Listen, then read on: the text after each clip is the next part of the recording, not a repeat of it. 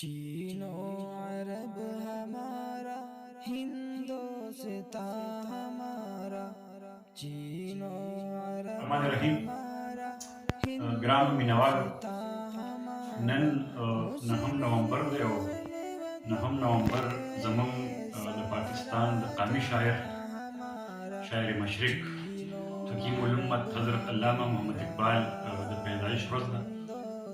نو ما مناسب دا وګڼل چې خپلو پښتنو سره مینوالو سره د علامه اقبال د شاعرۍ په یو اړخ باندې خبره وکړم.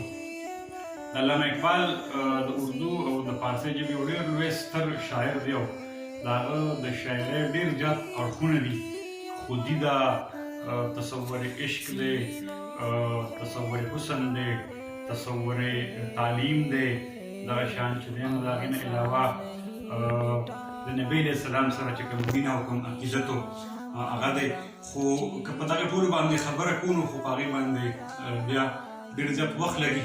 صرف په یوه موضوع باندې به زه خبره وکړم او هغه دا ده چې د علامه اقبال او د پښتنو کوم خپلو کې تړون.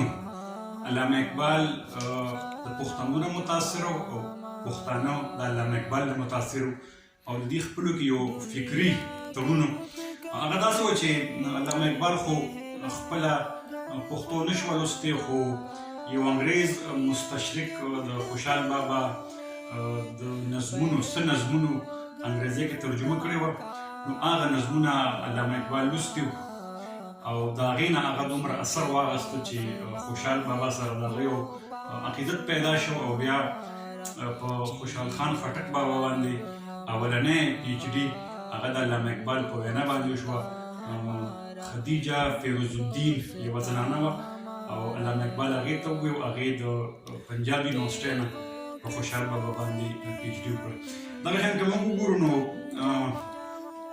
ډېرو سترو شخصیاتو سره پښتنو سره د علامه اقبال تعلق او تړون او خط و کتابت پاتې شوی دی. که هغه حاجي صاحب تورنځی دی، که هغه سر سید عبدالکریم خان دی. چې کله په 1929 کې بچسکه ولګېدو او د امان الله خان حکومت یې د هغه تختې ولټه کړه، نو دلته پاکستان کې هغه وخت هندوستان چې کوم بر صغیر په هغې کې جنرال نادر شاه د بچسکه خلاف یو جدوجهد شروع کړو. نو په دغه جدوجهد کې، په دغه مالي مرسته کې، په دغه اخلاقي مرسته کې یو طرف ته باچا خان بابا او حاجي صاحب تورنځی و، نو بل طرف ته علامه اقبال هم د جنرال نادر خان مالي مرسته کړې وه، یو فنډ یې قایم کړی او غالبا هغه وخت 8000 روپۍ وې او هغه یې دله ورکړو. بیا جنرال نادر خان ورغی او د بچسک نه هغه حکومت واخیسته او دې هلته نادر شاه شو. بیا چې موږ وګورو نو جنرال نادر خان چې بیا هغه نادر شاه شو، افغانستان چې کله مستحکم شو نو هغه هلته تعلیمي اصلاحات شروع کړل په یونیورسټۍ په سطح باندې. د دغې تعلیمي اصلاحاتو د صلاح او مشورې لپاره هغه په ټول بر صغیر کې د هغه نظر په علامه اقبال باندې و. هغه راغی لاهور ته، علامه اقبال ته دعوت ورکړ چې ته راشه زموږ تعلیمي اصلاحات وګوره، زموږ د کابل یو پوهنتون جوړو، د هغې باره کې موږ صلاح راکړه.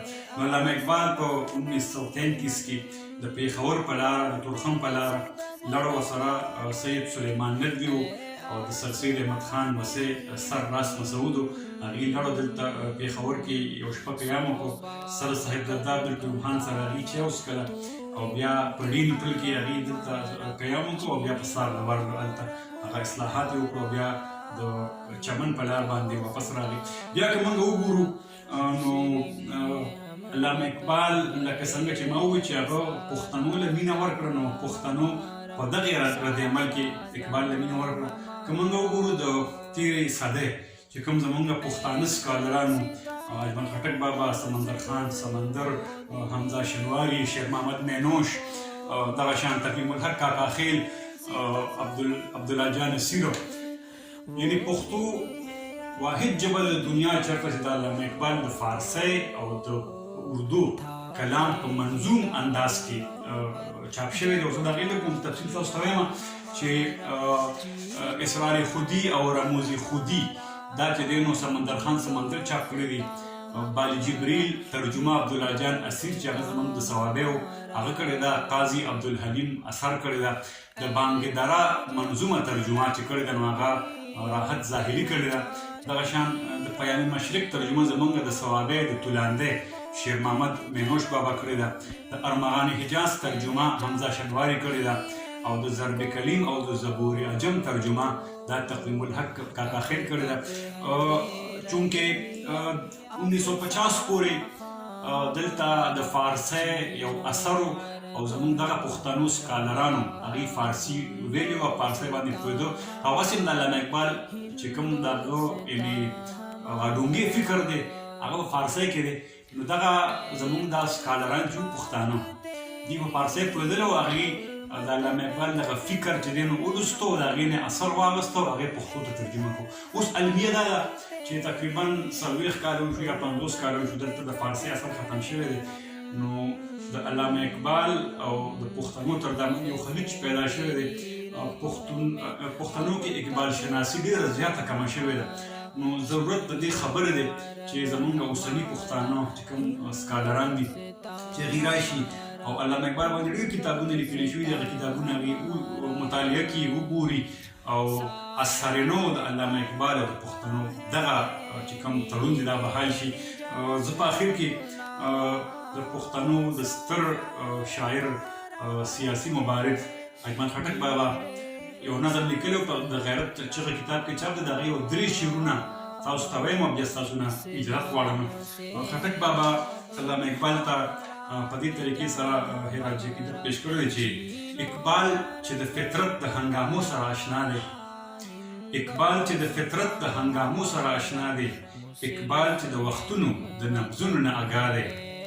حکیم چې زمانې تلی په فکر او په خیال. حکیم چې زمانې تلی په فکر او په خیال. دانا د ملتونو په عروج او په زوال. دانا چې د حیات د فلسفې په زیر او زور دی. دانا چې د حیات د فلسفې په زیر او زور دی. د ژوند د تقاضې د هرې پېښې نه خبر دی. ډېره مننه، مهرباني.